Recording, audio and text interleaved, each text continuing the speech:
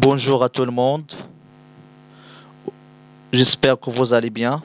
Aujourd'hui, je vais vous présenter une autre vidéo concernant le résumé du chapitre du roman à thèse, Le dernier jour d'un condamné de l'écrivain français Victor Hugo. Comme vous savez tous et toutes, le roman contient 49 chapitres. C'est pourquoi on va diviser son résumé en deux parties. La première partie commence dès le chapitre 1 jusqu'au chapitre 27. Et la deuxième partie commencera dès le chapitre 28 jusqu'au chapitre 49. Avant de passer au résumé, il faut noter que le parcours du récit se passe par trois lieux principaux. Ça veut dire le narrateur, le condamné à mort qui est en même temps le narrateur et le personnage principal, passe par trois lieux principaux. D'abord, la prison de Bicêtre. Ensuite, la prison de la conciergerie et enfin l'hôtel de ville. Il ne s'agit pas bien sûr d'une prison, donc c'est un lieu où on prépare des condamnés à mort pour l'exécution. Pour le premier lieu, Bicêtre, ça commence dès le chapitre 1 jusqu'au chapitre 21. Et il faut noter que le dernier jour va commencer dès le 18e chapitre. Ça veut dire du chapitre 2 jusqu'au chapitre 17, le narrateur fait beaucoup de retours en arrière. Il a fait beaucoup de flashbacks pour parler de quelques événements vécus avant même de commencer le récit. Il va par exemple parler du jour de son jugement, il va parler de son transfert à Bicêtre, de son arrivée à Bicêtre et ainsi de suite. Il va nous approcher de quelques événements vécus par lui, même avant même de commencer son récit. Pour le deuxième lieu, c'est la conciergerie. Ça commence dès le chapitre 22 jusqu'au chapitre 47. Et le chapitre 48, le 48 bien sûr, donc se passe au niveau du dernier lieu, c'est l'hôtel de ville, c'est le lieu, comme j'ai déjà mentionné, où on prépare les condamnés pour l'exécution ou pour l'application de la peine de mort. Il faut noter aussi que le dernier chapitre, ça veut dire le chapitre 49, se passe à la place de grève. Et la place de grève, c'est le lieu où se trouve ce qu'on appelle la guillotine. C'est la machine avec laquelle on exécute la peine de mort des condamnés à mort. Où le narrateur sera exécuté à 16 heures. On passe maintenant au résumé. Pour le premier chapitre, le condamné autrefois libre, maintenant captif et obsédé par l'idée de mourir sur la guillotine. Le condamné a commencé son roman par une petite comparaison entre son passé et son présent. Son passé était lumineux, était joyeux, était heureux, et son présent est totalement obscur, totalement malheureux, et ainsi de suite. Le narrateur est doublement emprisonné. Il est emprisonné physiquement et moralement. Il est captif physiquement et moralement. Physiquement, il est emprisonné dans une cellule. Il ne peut pas aller où il veut. Et il est aussi emprisonné moralement parce que sa pensée est fixée sur une seule idée, c'est l'idée sanglante de la mort. Il pense seulement à la peine de mort qui sera ou qui aura lieu après 6 semaines. Pour le chapitre 2, donc il s'agit d'un retour en arrière. 6 semaines auparavant, le condamné se souvient du jour de son procès et la souffrance qui va avec, les juges, les procureurs, les avocats, les témoins et la foule, condamnation à la mort, joie du public. Donc dans le cadre du flashback, le narrateur va nous parler du jour de son jugement, ça veut dire le jour du procès, qui a duré bien sûr 3 jours continus. Il va parler des circonstances relatives à ce jour-là, et il va aussi nous décrire la réaction de la foule. Et la foule, ce sont les personnes qui viennent assister au jugement des condamnés à mort. Donc, il a décrit cette réaction de manière qui est ironique. Donc, il était surpris par la réaction cruelle et sévère de ces gens-là. Donc, la foule était heureuse après la prononciation de la peine de mort ou de la condamnation à mort. Ça veut dire ils veulent bien que le condamné sera exécuté. Pourquoi? Parce qu'ils considèrent la condamnation à mort autant qu'un spectacle un spectacle qui leur permet de s'amuser et de se divertir. Donc la condamnation à mort pour la foule, c'est une forme de divertissement et d'amusement. Pour le chapitre 3, soumission du condamné, ça veut dire le condamné est totalement soumis, il ne regrette pas beaucoup de choses. Il a accepté ce jugement, à savoir le verdict fatal, à savoir la peine de mort. Tout le monde est condamné à mourir un jour ou l'autre. Donc c'est une forme de consolation. Le narrateur essaye d'accepter ce jugement sévère et cruel en disant que toutes les personnes dans le monde entier vont mourir un jour. Donc la fin est commune, ça veut dire on va tous mourir. Donc c'est une fin qui est commune entre tous les gens. Ce qui fait la différence entre nous, c'est seulement là l'outil ou le moyen. Donc ça veut dire il y a des gens qui vont mourir à cause d'une maladie, il y a des gens qui vont mourir à cause d'un accident, il y a des gens qui vont mourir par exemple à l'aide de la condamnation à mort, comme c'est le cas du condamné. Ça veut dire ce qui fait la différence entre nous, c'est seulement le moyen ou l'outil qui nous permet de mourir. Voilà, donc c'est une forme de consolation donc le narrateur essaye d'être patient et essaye de cacher sa colère devant ce jugement et ce verdict fatal. Pour le chapitre 4, le condamné est transféré à Bicêtre, qui est une prison. Autrefois, c'était un hôpital qui accueillait les soldats blessés. Le narrateur va décrire la prison de Bicêtre. Il va la décrire du loin en disant qu'il ressemble à un château, mais du près, c'est un lieu horrible, c'est un lieu triste et mélancolique qui annonce une souffrance extrême qui attend le narrateur. Chapitre 5.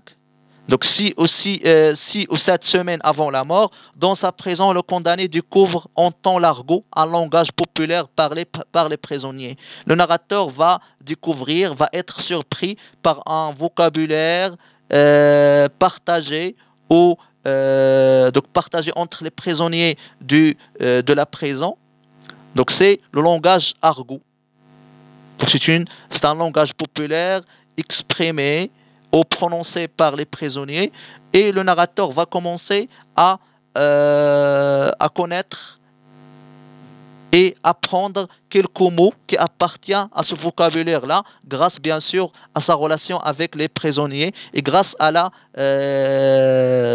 liberté offerte aux condamnés, donc le jour du dimanche où on lui a permis une sortie une fois par semaine, c'était le jour du dimanche. Pour le chapitre 6, projet d'écriture, journal des souffrances, de ses souffrances, il y est décrit ses angoisses, ses terreurs, sa torture morale. Donc le narrateur, pour oublier l'idée de mort qui obsède sa pensée, il va penser à commencer à écrire le journal de ses souffrances. Donc c'est une forme de consolation. Donc c'est un outil qui pourra permettre au narrateur d'oublier l'idée de mort. Pour le chapitre 7, hésitation à écrire, désespoir de ne plus jouir du soleil, des champs, des printemps, des fleurs, de la nature et de la liberté. La décision d'écrire le journal de ses souffrances n'était plus une décision qui est facile, bien sûr. Donc le narrateur hésitait, il ne savait pas est-ce qu'il doit écrire vraiment ou non. Donc il cherche des arguments pour les deux choix. Ça veut dire, est-ce qu'il va vraiment écrire? Est-ce que l'écriture sera un avantage pour lui ou il sera un inconvénient? Et en même temps, le narrateur exprime son désespoir. Ça veut dire le manque de l'espoir de ne plus jouir du soleil. Ça veut dire de ne peut pas voir le soleil et la lumière parce que sa cellule elle est triste, elle est sombre et elle est obscure. Et il espère voir les champs, le printemps et les fleurs. Ça veut dire ici on parle de la souffrance du narrateur, une souffrance morale qui se manifeste au niveau de sa privation. On a privé le narrateur de sa liberté. Le chapitre 8, la cassation. Et la cassation, ça veut dire une demande d'annulation d'un jugement ou d'un verdict est un échec. Le condamné s'aperçoit qu'il ne lui reste qu'une journée à vivre. Le narrateur est balayé, ou il est entre l'espoir et le désespoir. Donc le désespoir se manifeste au niveau de l'idée fatale de la mort, le verdict fatal de la peine de mort. Le narrateur va mourir après 6 semaines. Donc sa mort est certaine. Mais en même temps, il a un peu d'espoir. Ça veut dire que c'est au niveau de la demande d'annulation du jugement qu'il a déjà avancé ou qu'il a déjà proposé. Le chapitre 9. La famille du condamné est constituée de 3 femmes. Sa mère de 64 ans, qui ne survivra pas après la mort de son fils, sa femme qui mourra sûrement elle aussi car elle a déjà une mauvaise santé et un esprit faible, et sa fille de 3 ans qui finira par rester toute seule, par être une pauvre petite orpheline. Le narrateur pense beaucoup aux femmes innocentes qu'il a laissées après lui, ou là derrière lui. Voilà, donc c'est sa mère, bien sûr, qui est vieille, qui a 64 ans et qui a une mauvaise santé.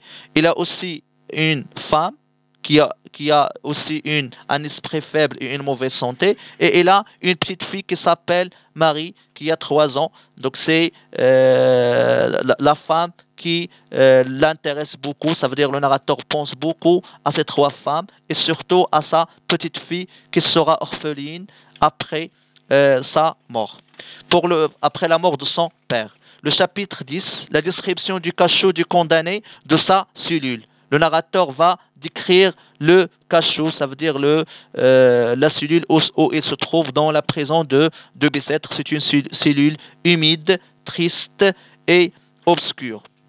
Le chapitre 11. Sur le mur de son cachot, il y a des écritures, des dessins, des figures bizarres, des noms d'autres condamnés. Toujours pour oublier l'idée de mort, le narrateur a besoin de quelques activités pour oublier l'idée de mort. C'est pourquoi il a commencé à lire les écritures et les dessins et les figures bizarres qui se trouvent sur les murs de sa cellule.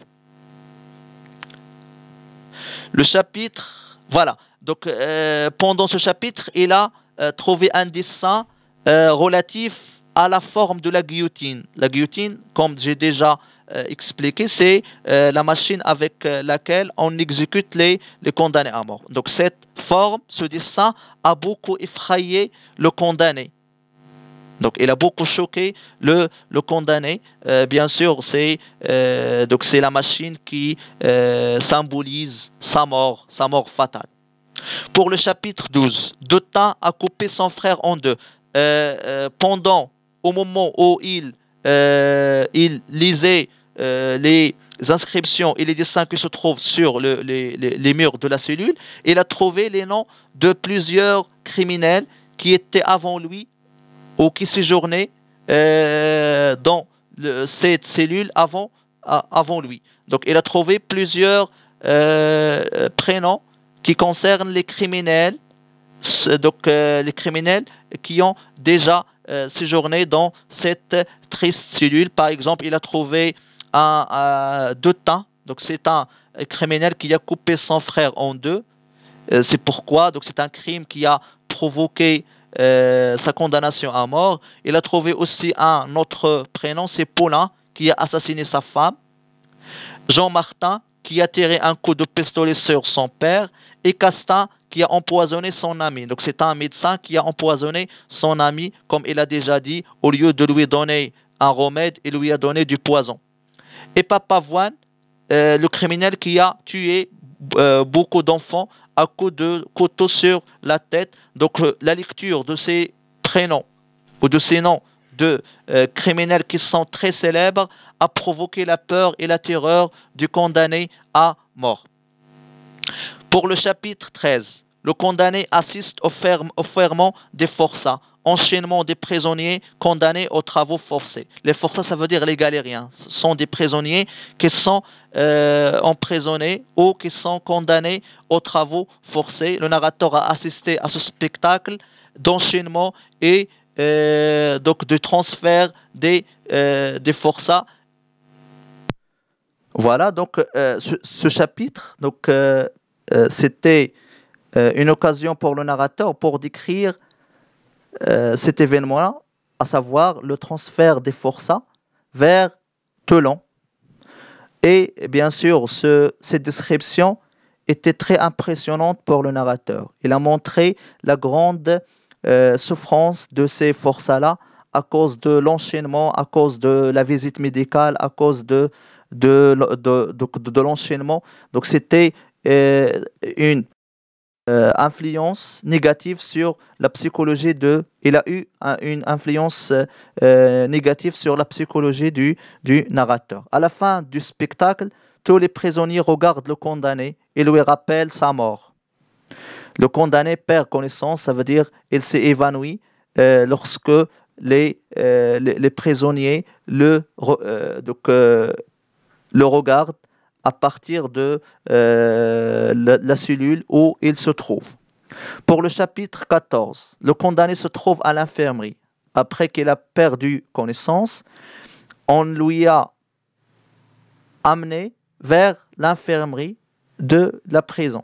Réveillé par le départ des forçats, il préfère sa situation de condamné à mort que celle de ses prisonniers. Après la description de ce spectacle, le narrateur a préféré 1000 fois la mort, 1000 fois la peine de mort que d'être un forçat, que d'être un galérien à partir de ce qu'il a vécu ou à partir de ce qu'il a vu, à partir de ce qu'il a décrit. Donc les forçats ont beaucoup souffert.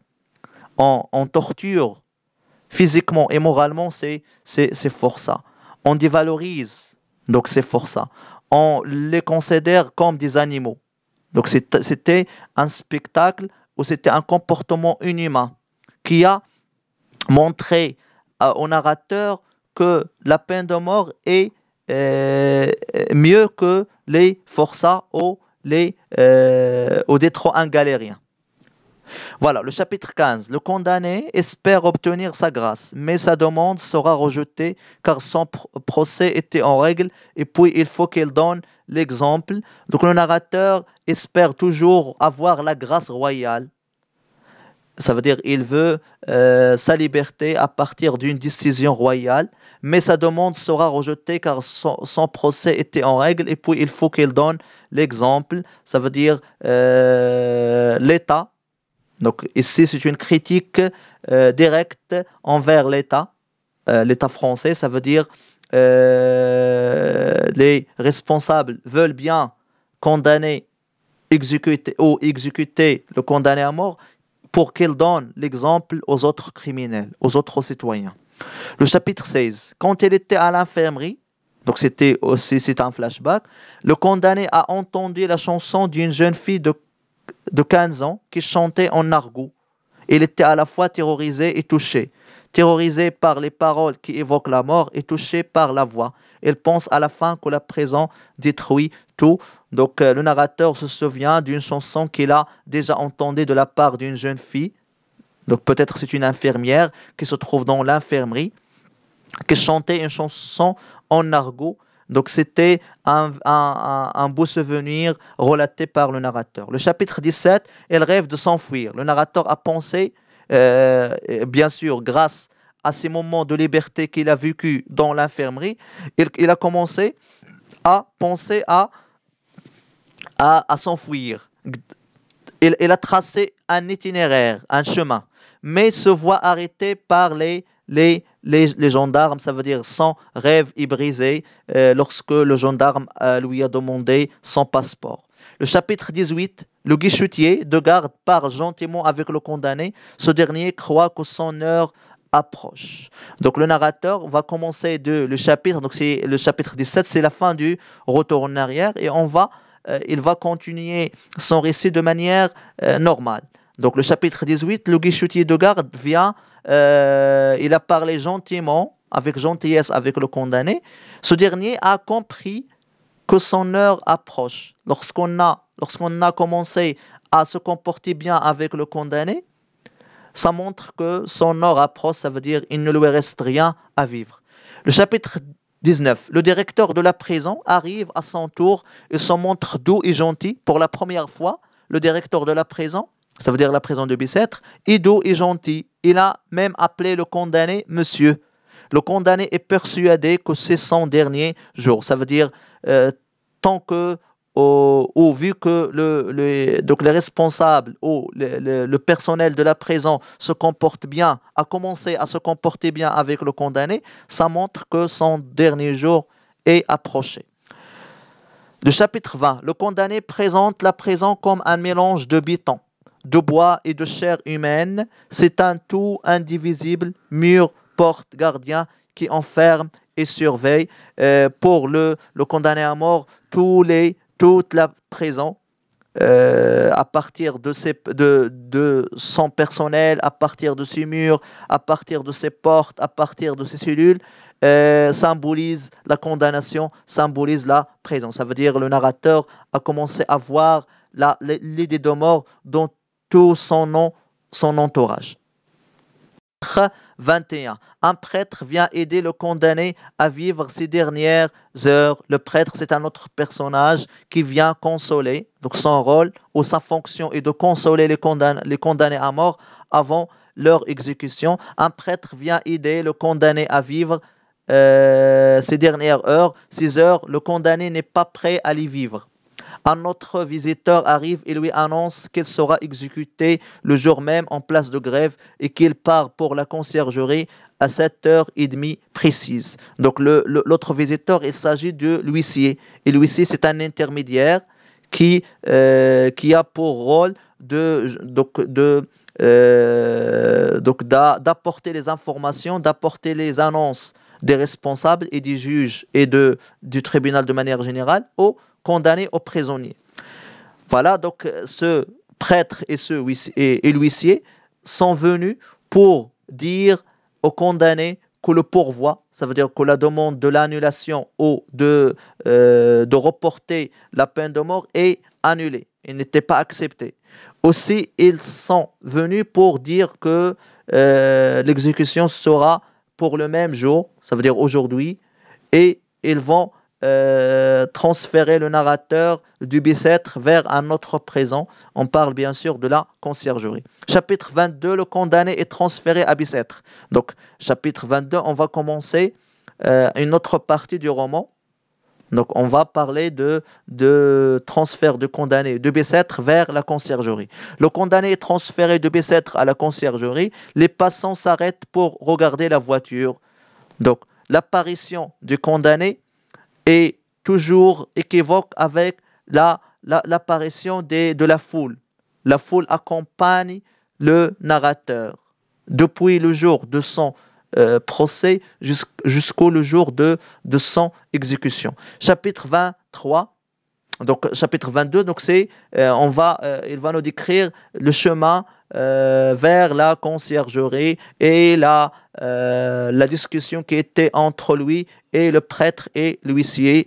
Bien sûr, ce chemin a montré l'indifférence du prêtre et l'indifférence de l'huissier par rapport à la souffrance morale du narrateur qui ne pense qu'à la peine de mort. Le chapitre 23, dans la conciergerie, le condamné rencontre le frioche. Et le frioche, c'est un langage familier, soi-disant même à argot, qui dit un condamné à mort. Le frioche, c'est en même temps, donc ça désigne aussi un condamné à mort. Donc c'est un synonyme. Donc il a rencontré ce frioche, un autre condamné à mort qui lui raconte sa vie et qui va être transféré à Bicêtre le jour même et qui sera exécuté dans 6 semaines. Donc on va faire un échange. Ça veut dire on va transférer le condamné à mort, le narrateur, vers la conciergerie, du Bicêtre vers la conciergerie, et on va faire revenir on va transférer un autre condamné, un autre frioche, à savoir le frioche rencontré par le narrateur. On va le transférer de la conciergerie vers Bicêtre. Donc cette rencontre était une occasion pour le frioche pour raconter au condamné l'histoire de sa vie, le récit de sa vie de manière bref. Donc ce chapitre est c'était une occasion pour le narrateur et pour l'auteur de manière générale pour montrer le rôle négatif de la société dans la formation d'un condamné ou d'un prisonnier après sa sortie. Ça veut dire la société ne joue pas son rôle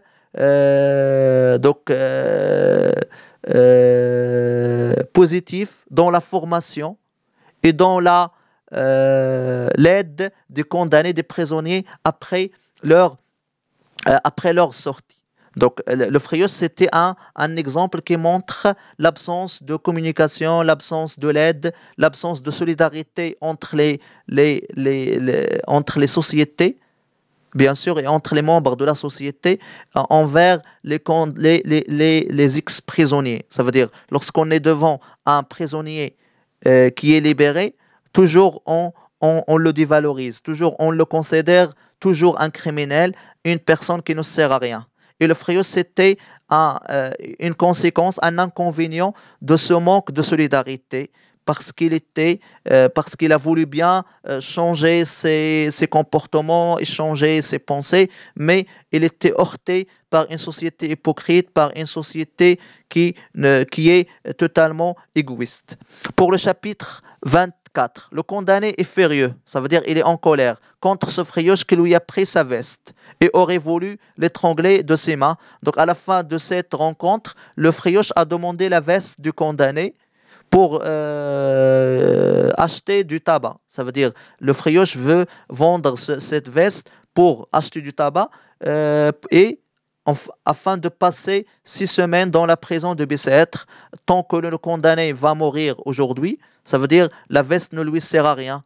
Donc c'est mieux de le donner au Frios, mais le condamné a regretté parce qu'il a ressenti le froid après la séparation entre lui et le Frios. Il a ressenti le froid et il a regretté beaucoup sa décision de donner la veste au Frios. Chapitre 25. Le condamné demande qu'on lui apporte une table, une chaise, un lit et de quoi écrire. Désormais, un gendarme ne le quitte plus. Donc, on a mis le condamné dans une autre cellule à la conciergerie et on lui a donné une table, une chaise, un lit et de quoi écrire.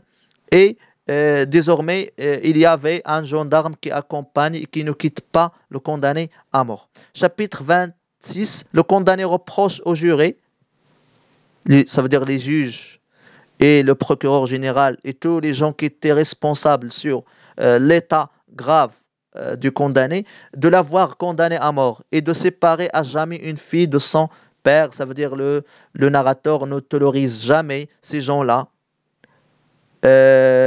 Pourquoi? Parce qu'ils ont provoqué la séparation entre une fille et son père. Chapitre 27. Le condamné est hanté par la guillotine et il est terrorisé.